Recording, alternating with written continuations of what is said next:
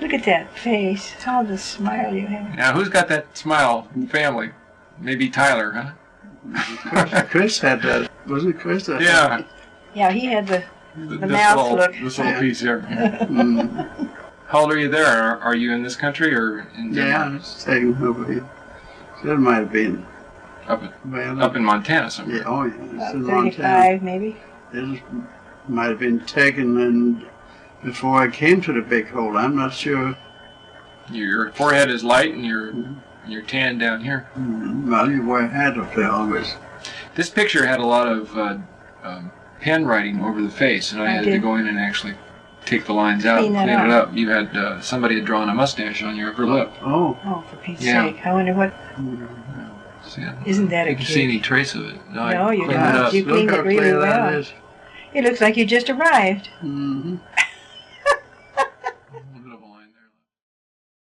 All right, from the left, those two men on the left were Anderson boys, and the little boy was Jack Selvey, who lived across the road from my Uncle Peter's farm. His dad had a farm across the road from my Uncle Peter J. That's in Dillon, Montana, and that was the first year it was the first spring. That was in 1931 then. No. Yeah, it came in 31. That's the spring of 31 in Dillon, Montana. Yeah. And this woman next to me, I don't remember just who she was. And then the shorter woman with the glass, that's my Aunt Margaret. She is the mother of Chris and Elmer and Val.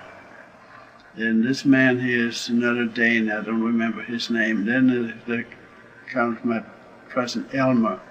He was about a year older than me. This is their house in Dillon? Dillon? That's the farmhouse. Uncle Peter's farmhouse here.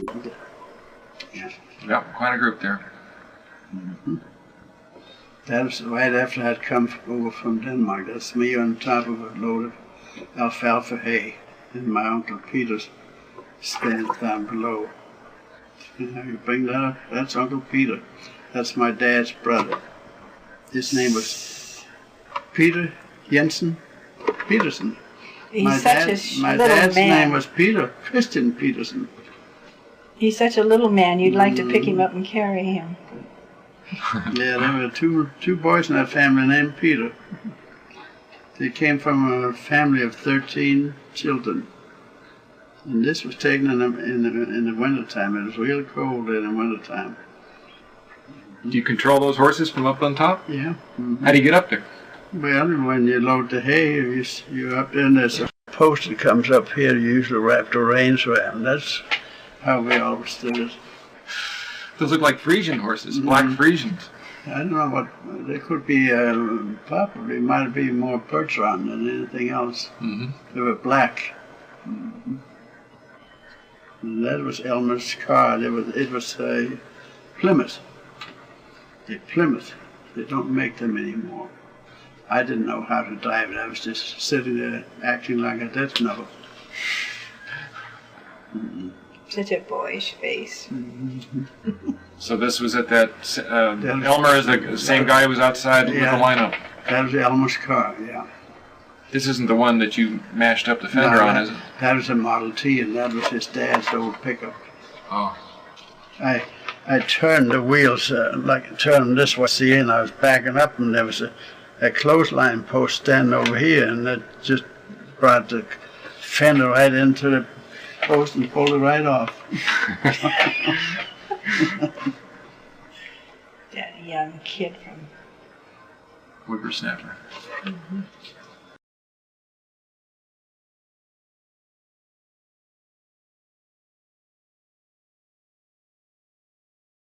Here's a collection of pictures. Yeah, this is my, that was the first spring was my cousin's husband Warren and their child, little Joe Shaw. And I helped them to lamb there in the spring of '38. That was down along the Big Hole River. The post office there was named Fish Trap. That's where I got my first letters from Denmark. at Fish Trap. There was an old lady around the post office there. We had to go to the post office to pick up a mail. And Warren Shaw, he died many years ago. They had sheep. And then I worked, after I got through helping them with the lambs in the spring, then I went up to his father, who had a ranch in a big hole. His name was Joe Shaw, and I stayed with him through the winter, and he let me go then the next spring. And then from there, he let me go, and I went out to Dillon, but Bill Harry found out that he had let me go, so he wrote me a letter and asked me if I wanted a job, I could come up and work for him, which I did. I really didn't care to go back to the big hole, but the jobs were not too plentiful at that time. So did you have a job first with Bill Harry and then with this Mr. Shaw, and then you went back? I was with Warren. I helped my Uncle Jens lamb in Dillon, and when he finished, they lambed a month later in a big hole because it's much higher country, it's colder. So I helped him to lamb. And then I went up to his father, Joe Shaw, and I was there that summer in haying time in the fall and fed cattle there in the winter time. And after we got through feeding cattle in the springtime, he let me go because he didn't need me. And that's from then I was in Dillon for just a week or 10 days and went back up, went to work for Bill Harry. But you were with Bill Harry for a few years, weren't you? Yeah. So this wasn't 1938, these pictures. These pictures are early. Yeah, these pictures are 31 or 32. This is from 31. Yes. Yeah. I thought you said 1938 at first. No. This is young, because you have so much hair. That's when he came to this country. I was in the big hole, but from 31, to California he from came 31 to to 38. Mm-hmm. Well, 7 years of your life was enough to spend in the big This state must of have been at Montana. Shaw's then with the No, lambing. this is my Uncle Petersen, Dillon. They had sheep. They had some sheep, not like Shaw's. They had a regular farm, and they had maybe 100 sheep, maybe not that many. And this was right after I came from Denmark in the spring. They were all the lambs come early in the spring there. Is this a two-headed lamb? It looks like, but it's not. This picture is also almost totally white when I started to work on it. See, I developed all those pictures myself in a little sun frame. That's how we did it. They were never sent to be developed. We did that on our own. Time out. Beg pardon? You had sheep at the ranch as well? No, we didn't have any sheep. We only had cattle. This was at my Uncle Peter's farm. So this is early when you were... That's in Dillon. And Shaw's, they lived off... Warren Shaw, he lived off along the Big Hole River.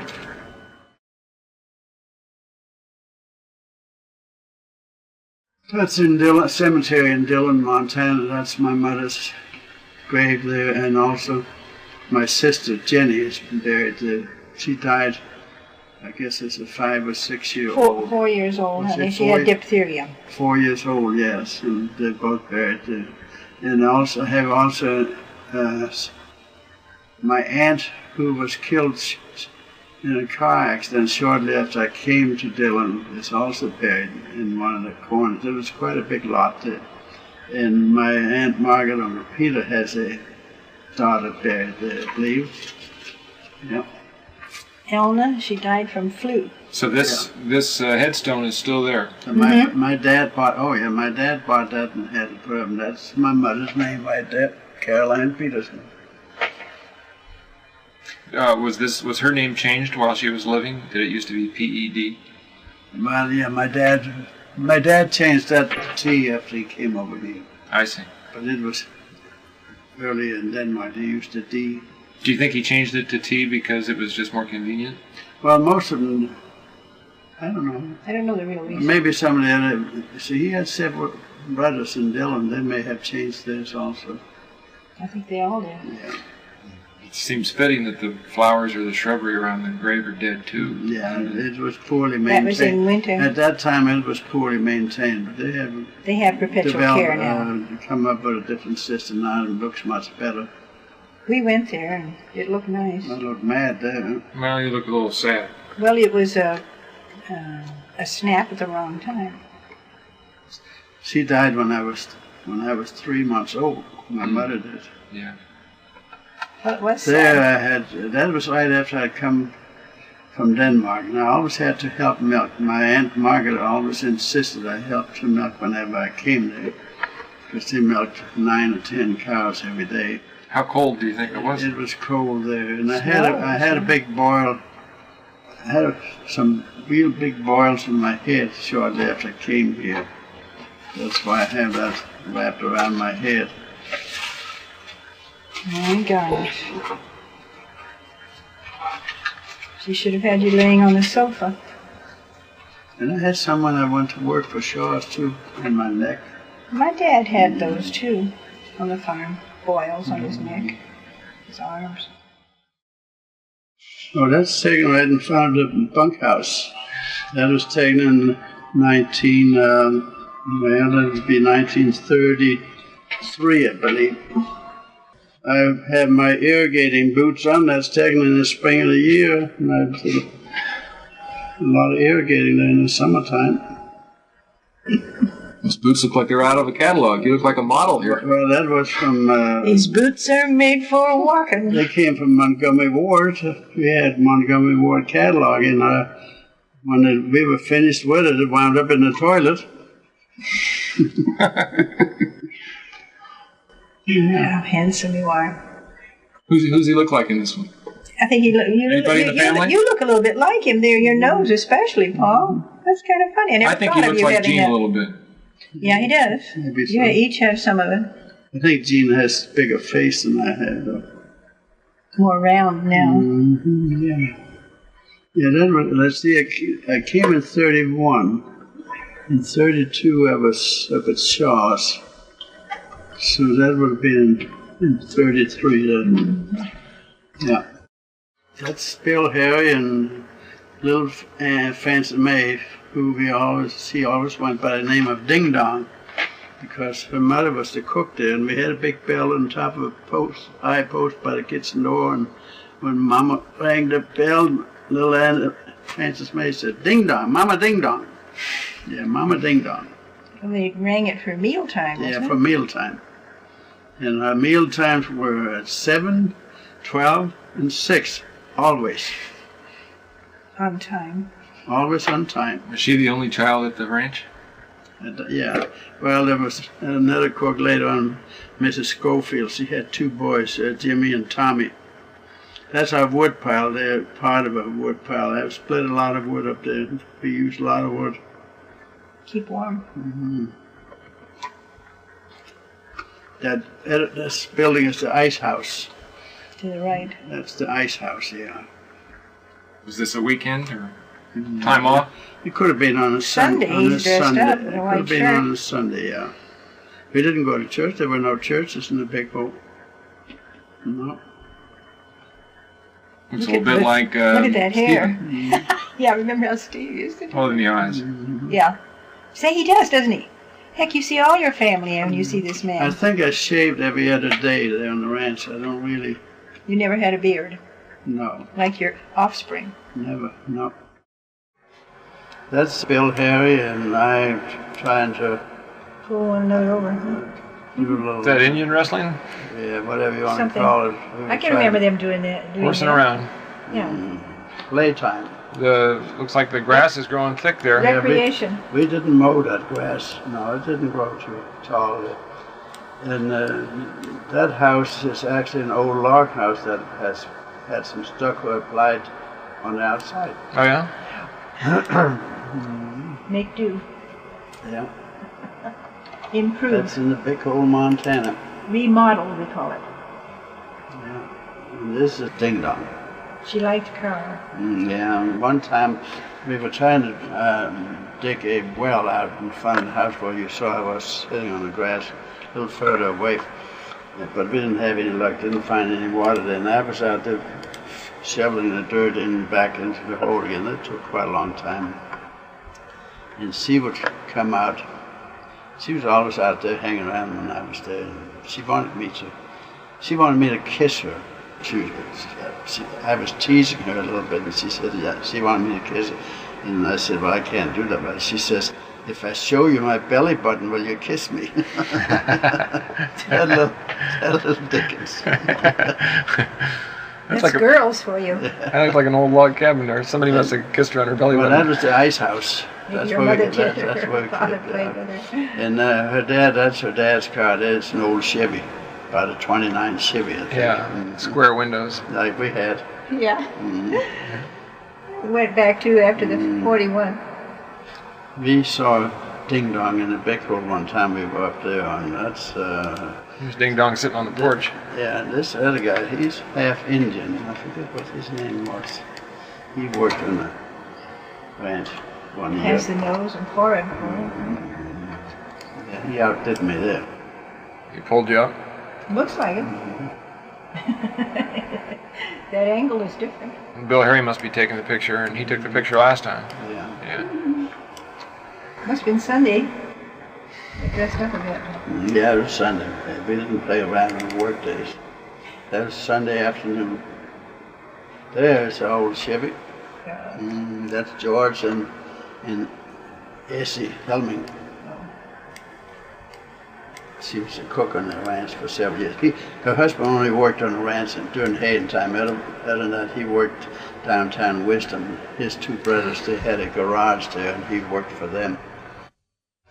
She didn't do laundry for the other men, though. I don't know how they did their own laundry in the bunkhouse. Why did you decide to have somebody else do your laundry? I probably do you want to bother with it? I probably had a little more. I don't know. Maybe I changed more than they did. I don't know. But anyway, she did my laundry, and I had some dress shirts, I had some nicer shirts. Some of the other men didn't. Dress up much. They didn't go to town too much. They weren't. That was a European tradition, to dress up like that. He was young and wanted to be with some of the young people. I was and dressed dance up and stuff. fancy when I left to go out to Dillon. See how things change? Well, people now they dress down. Now they wear Levi's, like you were wearing on the. Yeah. I used to pay $2 for Levi's up there. There is old John Roberts. He was really the man that owned the ranches. He had bought a lot of mortgages up in the Big Hole Valley during the Depression, and Bill Harry was sent up there to try to straighten out his affairs and get these different ranches to pay back what they owed John Roberts. He lived in Los Angeles at 7th and Hobart. That's near Western and Wilshire Boulevard. That's where I stayed when I first came to California. Bill Harry and I made a trip down there, and we stayed with John and Nellie Roberts. They had a big 2-story home there in the corner. They also had a Japanese gardener at that time by the name of Sam. Nice house. Bill Harry was a smoker, and John Roberts, the first evening I saw him, he used to come up every summer to the ranch and spend 4 or 5 weeks. And the first evening he was up there, he came out to the bunkhouse and talked to, there was 3 or 4 of us in the bunkhouse. He had a cigarette in his hand when he came in, and he had a cigarette in his hand when he left after 3 hours. And he never used a match to light any of them. He lit one cigarette from the other. Chain smoker. Can you imagine what his lungs were doing? Chain smoker. Yeah. Aren't you glad you could? Yeah. You wouldn't be here now if you hadn't. Probably. Still working on that old Chevy there. Yeah. George and Ding Dong. Yeah. So that must be the ice house that we saw before. That's the ice house. And see the wood pile? Yeah. They had a monstrous wood pile there every year. We had plenty of wood. If there wasn't any particular jobs to do, we went on the wood pile and split wood. That was a task. That was a good job. In the wintertime when it was cold, we could keep warm. Got your heat up. And all those heavy coats, mittens.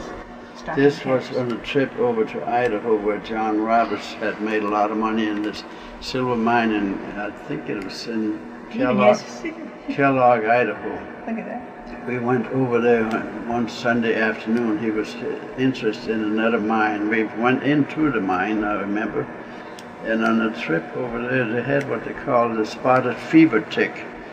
And I brought some home with me, and Essie Helming, who did my laundry, found one in my shirts and put it in a glass and sent it to the laboratory, and Hamilton, Montana, where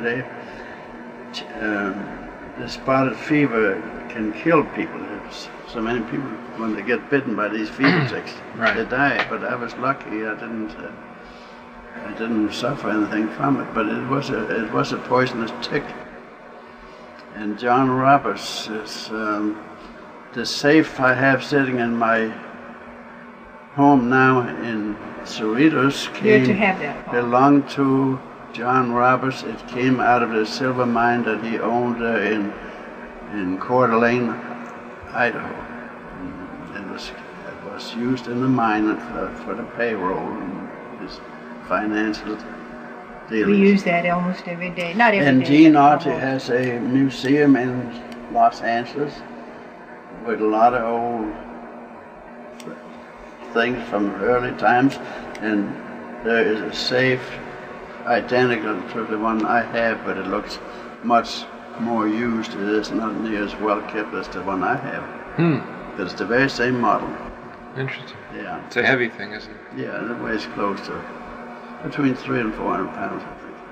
Must be hard to move around. Yeah. But that's the whole idea. Well, Bill, when he had it, he had put some wheels? No, it has wheels on it, but he had put some sort of metal tape around where you could slip an iron bar under so two men could carry it in and out whenever they had to move it. But I took that off. Because you didn't want any two men to be carrying it out of your house. No, but it didn't belong there anyway. So. It is interesting though. I like to use it and I feel safe with, we keep a few things in there. And this is the ranch, and this is my first car. That is a 1932 Chevy that I bought in Dillon, Montana in 1933 maybe. Is that you standing there? Yes. He's both feet flat on the ground. Yeah. Look pretty proud of that car You've arrived. Yeah, and I bought that brand new in the depth of the Big Depression. I had a lot of confidence in those days, I guess. So not everybody's buying new cars that year, huh? Well, most people were unemployed, so they didn't have jobs. So I was just one of the lucky ones that got a job. What was it? That was about the time they began to sell I made $1 a day then, $1 a day, and I had car payments, and that I bought that in the summertime or in the spring, I believe, and I didn't want to spend another winter in the big hole because of the loneliness and the cold, wet winters. So I quit in the fall and drove to Dillon. Now that's when I bought the car after I had quit Bill Harry. And he somehow found out that I had bought this new car.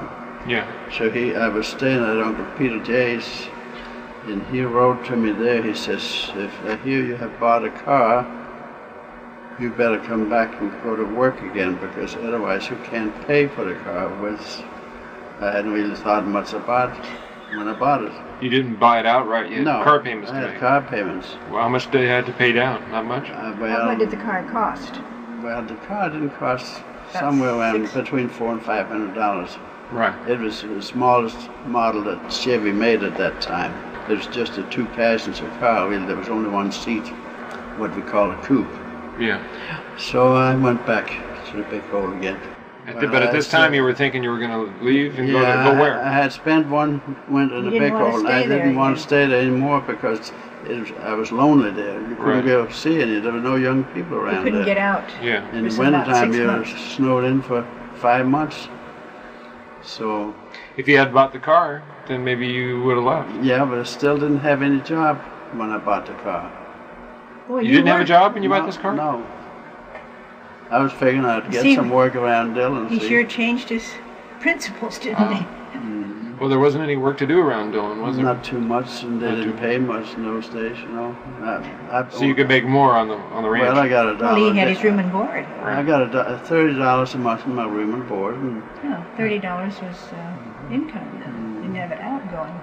But I had the same arrangement when I was living with you and being a paper boy. I got $30 a month and I have never, room and board. I have never been unemployed. And all the love you could get. I've never been unemployed other than my own doings if I didn't have a job. Would you chalk it up to luck, or would you chalk it up to your own character and perseverance and willpower. Well, I guess I did my job wherever I was hired. I didn't have any bad marks against me when it came to that. He was never in prison and he was never fired? I wasn't afraid of work. I did what I was set out to do. Until he met me. This is taken in Montana. We were on, Bill and I had gone to Great Falls to Montana State Fair. Oh, and that is my first car sitting in the back on it. It's a 32 Chevy Coupe. That's like a car. If Steve saw it, he'd say, "Why didn't you save it for us, Dad?" It was dark blue. I look sort of skinny there. You've been working. Yeah, you do look thin. Thinned down a little bit, didn't you? You look like one of those shirt models. My hair is beginning to go up high. Slip? Yep. You look like you've been in the sun. Oh, yeah. Pretty rugged country there. The weather. I was out in the sun every day. You know, in the wintertime, we got out worse tan than in the wintertime because the whole valley was covered with snow. And people living in a big hole, when you went out to Butte, you live in a big hole, you could tell that by our tan. How dark you were. Yeah. We got more tan in the winter than we got in the summer. The average person wouldn't know that. No. But that was we were out in the fields all day, reflection from the snow. You lived in the fields. Hauling hay. Good you didn't get skin cancer. Yeah. Now, how much longer after this picture was taken did you leave Montana? Well, I can't say for sure. Maybe. After you got this car. Well, that's a 32. Well, that's a 32, and then. But you probably bought it. That would have been in 33 there, or 34 maybe. Mm-hmm. I traded that one down here in California, I think, for a Ford Coupe. So if that was 34, you were 23 here? This was 32 model. Yeah, but you didn't have the Ford down here, honey, did you? Yeah, before I met you. I had a Ford before I bought the 1940. I see. Okay. Mm-hmm. And that's my cousin Edna. And her husband, she was married to a man who, he was really a cowboy. He had a trained buffalo that he used to ride at fairs, and he also had a string of horses up in the mountains sometime in the summertime for tourists to ride. He would ride them to tourists. Wasn't he known as Smoky Bill? Smoky Bill, yes. I think he was part Indian, really. Mm-hmm. We visited him. See my watch chain there? Yeah, you look pretty snazzy here. We visited them in 47. See, I was dressed up when I went out to Dillon. Denmark. Mm-hmm. Yeah, you look pretty good there. A model. Mm-hmm. Let's see if the pants are creased. Yeah. Mm-hmm. Got a crease. Shoes could be a little more shined up, but of course it's dusty and dirty out there. Mm-hmm. Look at all the mud on the car. Edna Seaves died from... she smoked a lot and she had, what is it called? Emphysema? Yeah. She smoked a lot. She finally died from it. Yeah. That's Bill Harry and his Model A Ford. Yeah. He let me drive it. If I had a day off, he let me drive it out to Dillon. And the man that owned the ranch, he lived in California, John Roberts. He had invested a lot of money during the years, early years, on ranches in the Big Hole. And he sent Bill Harry in there to get it signed to get rid of all these different mortgages that he had in there. And John, he wasn't too happy about Bill letting me drive the car to Dillon. It was a company car that he had paid for, of course. Bill said that was all right. Bill's got an unusual sweater and hat on here. Did he dress like that? That's a straw hat. Yeah. Panama hat, sort of, huh? Yeah. Big band. And then look, what's this? It almost looks like he's got a necktie on, and that's a sweater.